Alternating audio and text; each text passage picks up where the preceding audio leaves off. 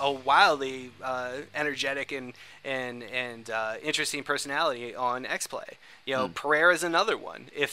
Once again, he's gets too caught up in the goofy, which is a shame, in my opinion. But whatever. I don't want to talk about it anymore. I'm depressed over it. I just can't wait to see what Sessler does next. I hope it's something in video games, because I know he does have. In the press release they were talking that he's doing some things in movies, in front and behind the camera, and it's like, I just hope this isn't the last we see of the guy, because he does have a very grounded and worth hearing opinion on video games.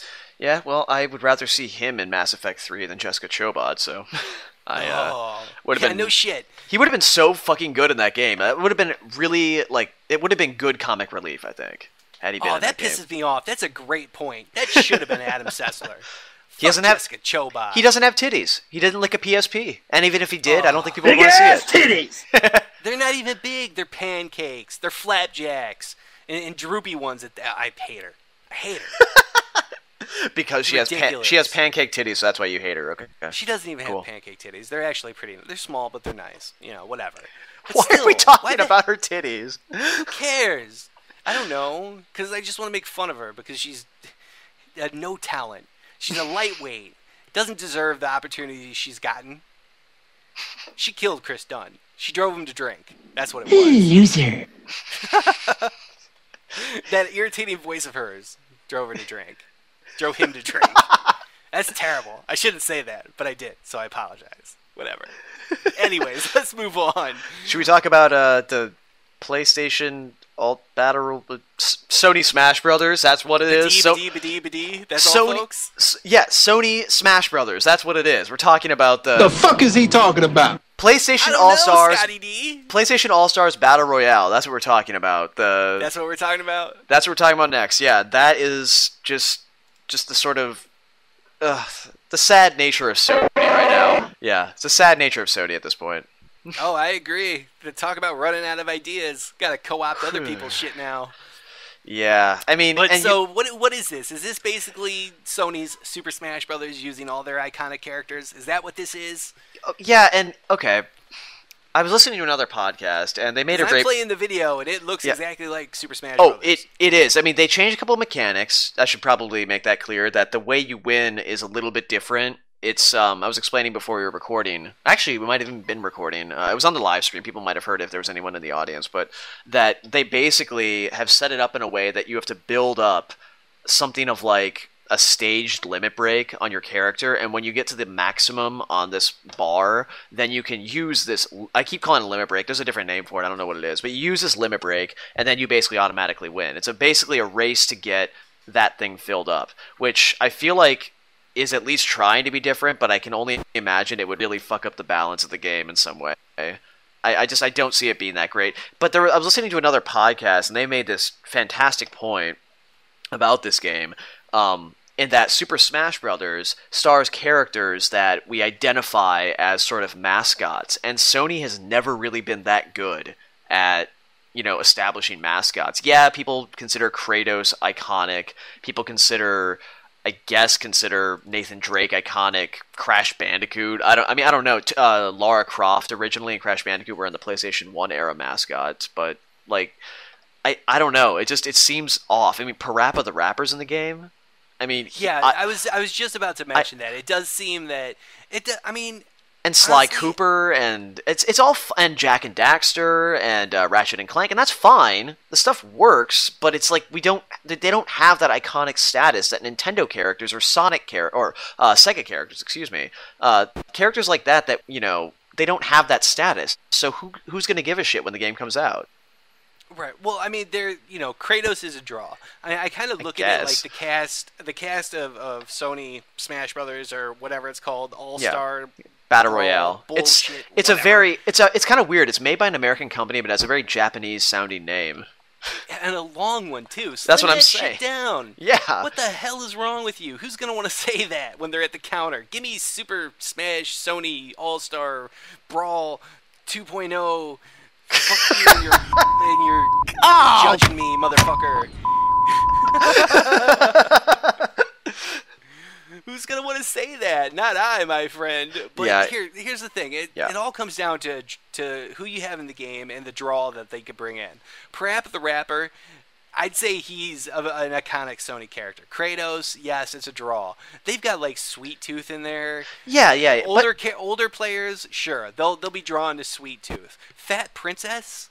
Yeah. What? Well, really? Well, okay. Iconic. Okay, but has anyone even thought about Parappa the Rapper? I mean, you and I will remember it because we were playing those games, but a lot of gamers are like, what, 10 to 20 years old? They probably never even heard of Parappa the Rapper. I guess. I mean, hey, but where gonna be? Is that Beautiful Joe in there? I'm not even sure. Beautiful Joe is in. He's in Super Smash Brothers, isn't he? Oh, is he? All right, I don't know. That's about as much as I know about either fucking game. Yeah, really. See, I'm not a fan of Super Smash Brothers, really. I was talking to Scotty D about that, you might recall earlier, and I just, I don't really dig games like this in general, but I just see this as really kind of pointless. Like, I really want to emphasize that they're making the assumption that their characters, their properties, have that kind of iconic status that Nintendo characters and properties do. This game is going to tank. I mean, everybody knows you never go full retard. See, I don't think it's gonna tank in the least. Really? The video just cut out. Oh, there it goes. I don't think it's gonna tank. I think it'll do fine, especially if it's a downloadable title. I'm sure it'll be okay. Oh, if it's downloadable, then I might even consider getting it because it would be cheap. But I don't see it succeeding. I don't see an attachment rate with these characters. I mean, or with. See, I don't know. I think there will be, especially in Japan. I think this game will be huge in Japan. Okay, but that's fair. At the same time, I'm a little more worried about. I'm kind of getting the idea that we're running out of ideas in Japan. Yeah. I mean, well, no, this is being made here, though. This is being made in America. No, I know, but it's a Japan. It's under Sony's control. Oh, okay. I mean, just because there's a U.S. developer making the game doesn't mean that Sony's not calling the shots anymore. It's true. And it got me to thinking about Nintendo and about Sony, and like Miyamoto just came out this week and was discussing how Nintendo's going to be introducing new characters in the very near future. I'm assuming he's talking about E3. We're going to see some new IPs, some new characters. Great, fantastic. And if he's developing them, they'll probably be good too. But that was the other thing I wanted to discuss. It's like back in the day when Miyamoto created Mario and Zelda and Link and I don't know did he do Donkey Kong? I'm pretty sure that was him. That was his first thing actually. Was Donkey Kong. Yeah. So when he created all these iconic characters that have been around forever and ever, household names, he was a much younger man. Nintendo was a much younger company, and I feel like that creative process and that the series of events that led to the inception of these characters can't just be replicated. No. It's like it was that time, it was that place. They're a young company. They were hungry. Miyamoto was, just getting his start and wanted to make a name for himself. I mean, I'm sure whatever characters he creates are going to be fine, but I don't think they're going to recapture that magic like they're looking to. Yeah. And I'm thinking Sony's starting to get to that point as well, where they're just kind of, out of ideas almost, and things they're starting to fall back on these iconic characters and not really pressing the envelope. That aren't even that iconic. I mean, that aren't even that iconic, and they're not innovating or putting new IPs out there on the table. I mean, unless you look at games like Starhawk. Yeah. But okay. There's nothing about Starhawk that anybody's going to remember, or Warhawk or Starhawk, because they're the sequels. You bring up an interesting point I want to touch on, but I'll let you finish yours. I'm sorry. Go ahead. No, I was just gonna say it's like I don't see enough chances being taken. That's kind of why I do want to see a Valve jump into the console game, or anybody else, or maybe Sega jump back into the console ring, because we need a young, hungry dog in this fight that wants to make a name for themselves and create that next generation of iconic characters that Sony and Nintendo have been unwilling to do for the last, not as long, Sony not as long, but Nintendo the last 25 years. See, here's the thing. I agree with you, but I want to take this a step further and say I honestly don't think Sony has and I'm willing to be corrected on this because I know that they were more hands-on with games back in like the PlayStation 1 and maybe PS2 era, but I honestly don't think they've really ever been good at like having ideas. I think that they are a hardware manufacturer and they farm out the software duties to other companies. And I think that